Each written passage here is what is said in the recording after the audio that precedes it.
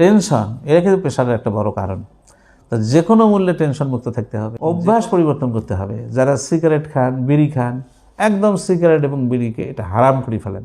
স্মোকে যে টাকা পয়সা খরচ হয়, তো সেইটা আপনি বাঁচায় আপনি শুধু আপেল কিনে খান না ভাই, পেয়ারা কিনে খান, পেঁপে খান, জাম্বুরা খান, এগুলা স্বাস্থ্যের জন্য খুবই ভালো। কোনোভাবেই সাধারণ মানুষের জন্য 140/90 উপরে কিন্তু প্রেশার রাখা যাবে না। সবসময় 120/80 এরকম প্রেশার রাখার চেষ্টা করতে হবে। তো প্রেশার মুক্ত থাকা বা প্রেশার কন্ট্রোলে থাকা অথবা প্রেশার যাতে আমাদের না হয় সেই জন্য কী করণীয় এ ব্যাপারে আমাদের কিছু পরামর্শ। বিসমিল্লাহির রহমানির রহিম। আজকাল আমরা অনেক প্রেশারের রোগী পাই। আপনারাও দেখবেন যে প্রতি ফ্যামিলিতেই মনে হয় যে প্রেশারের রোগী আছে। প্রেশারের প্রবলেম হলো প্রেশার কিন্তু মানুষ বুঝতে পারে না যে সে প্রেশারে ভুগতেছে। যে নিয়মিত চেক আপ না করা হয় তাহলে কিন্তু প্রেশারের রোগী হঠাৎ করে দেখা যায় হাসপাতালে ভর্তি হয়। স্ট্রোক মানে হলো মাথায় রক্তক্ষরণ হয়, অজ্ঞান হয়, হাসপাতালে ভর্তি হয়। এবং আমরা যখন সিটি স্ক্যান করি তখন দেখা যায় যে মাথায় রক্তক্ষরণ। আবার অনেক সময় ব্লাইন্ড হয়ে যায়, চোখ দিয়ে কিছু দেখতে পারে না। আবার হার্টের সমস্যা আমরা দেখতে পাই, সেখানে হার্ট আস্তে আস্তে বড় হয়। যদি আনকন্ট্রোল হাইপারটেনশন হয়, হার্ট আস্তে আস্তে বড় হতে থাকে, আলটিমেটলি হার্ট ফেল করে। এবং কোনো কোনো সময় এখানে করোনারি ভেসেল আছে, এটা আমরা ধমনী বলি। এই ধমনীর মাধ্যমে রক্ত চলাচল হয় হার্টে, সেখানে কিন্তু আস্তে আস্তে এটা ন্যারো হয়ে চিকন হয়ে যায়। চিকন হয়ে গেলে সেখানে রক্ত চলাচল আরও কমে যায়। এটা কিন্তু হাইপারটেনশন একটা আরও কারণ। ডায়াবেটিস এবং যারা ধূমপান করেন তাদের আরও বেশি হয়।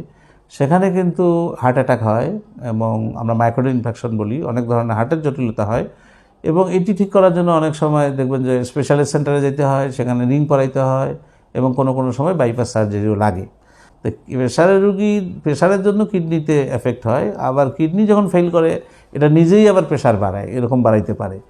তার প্রেশার জিনিসটা কি, যদি 140/90 এরকম থাকলেই আপনি ধরে নেবেন এটা প্রেশার। কোনোভাবেই সাধারণ মানুষের জন্য 140/90 উপরে কিন্তু প্রেশার রাখা যাবে না। সবসময় 120/80 এরকম প্রেশার রাখার চেষ্টা করতে হবে। তো প্রেশার মুক্ত থাকা বা প্রেশার কন্ট্রোলে থাকা অথবা প্রেশার যাতে আমাদের না হয় সেই জন্য কী করণীয় এ ব্যাপারে আমাদের কিছু পরামর্শ। আপনার যারা অবেস, মানে যারা খুব মোটা, এরা একটু কিন্তু স্লিম হতে হবে, ওজন কমাই ফেলতে হবে। আবার খাওয়া দাওয়া, আপনি পাতে অতিরিক্ত লবণ খাবেন না, লবণকে কমাই ফেলতে হবে। এই লবণ একটা কারণ কিন্তু প্রেশারের। আবার খাবেন কি, ফ্রেশ ফলমূল। বাজারে অনেক ধরনের ফলমূল আছে, তরমুজ থেকে শুরু করে পেঁপে থেকে শুরু করে আপেল, সব ধরনের তাজা ফলমূল যেটা আছে এটা আপনি খাবেন। আবার শাকসবজি, ফ্রেশ শাকসবজি, আলহামদুলিল্লাহ বাংলাদেশে ঘরে ঘরে শাকসবজি হয়। লাউ কুমড়া থেকে শুরু করে যা আছে সবজি জাতীয়, শাক জাতীয়। যে সকল মাছে তেল আছে, তেল বেশি, এই ফিশ অয়েল এটা হার্টের জন্য উপকারী, শরীরের জন্য উপকারী, প্রেশারের জন্য উপকারী। তো এটা আপনারা খাবেন। স্পেশালি ধরেন চিতল মাছ, মাগুর মাছ, শিং মাছ, পাঙাশ মাছ এবং যে কোনো ধরনের ছোট মাছ যেখানে তেল বেশি থাকে এটা খাওয়া যেতে পারে, এটা হেল্পফুল। এবং খাবেন না যেটা, সেটা হলো চিংড়ি মাছ। চিংড়ি মাছে হাই কোলেস্ট্রল, এটা পারতপক্ষেই যারা বয়স বেশি, স্পেশালি 50-এর উপরে, তারা চিংড়ি মাছ না খাওয়া ভালো। গরুর মাংস, খাসির মাংস যতটুকু পারতপক্ষে কম খাওয়া ভালো। মুরগির মাংস খাওয়া যাবে, আলহামদুলিল্লাহ মুরগির মাংস খেতে কোনো সমস্যা নেই। অভ্যাস পরিবর্তন করতে হবে। যারা সিগারেট খান, বিড়ি খান, একদম সিগারেট এবং বিড়িকে এটা হারাম করে ফেলেন। কোনোভাবেই সিগারেট বিড়ি আপনি একটাও খাবেন না, কেন এটা খুবই প্রেশারের রোগীর জন্য ক্ষতিকারক। কোনোভাবেই স্মোক করা যাবে না।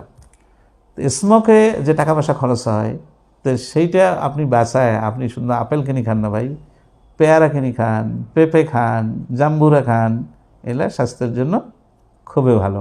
নিয়মিত ব্যায়াম করতে হবে। যারা প্রেশার মুক্ত থাকতে চান একটু ব্যায়াম করেন। কোনো স্কোপ নেই আপনার, সকালবেলা উঠে আপনি হাঁটেন, শুধু এমনি হাঁটলে হবে না, একটু দৌড়াতে হবে, যাতে করে আপনার ঘাম আসে এবং এক্সহর্শন হয়। গ্রামের দিকে যারা আছেন আপনি সাঁতার কাটেন, খুব ফাইন এক্সারসাইজ। ব্যাডমিন্টন খেলেন, ফুটবল খেলেন, নো প্রবলেম। আর শহরে যারা বসবাস করেন, সবসময় বাসার ভিতরেই থাকেন, এখন অনেক ধরনের এক্সারসাইজ করার ভেহিকেল আছে, ডিভাইস আছে।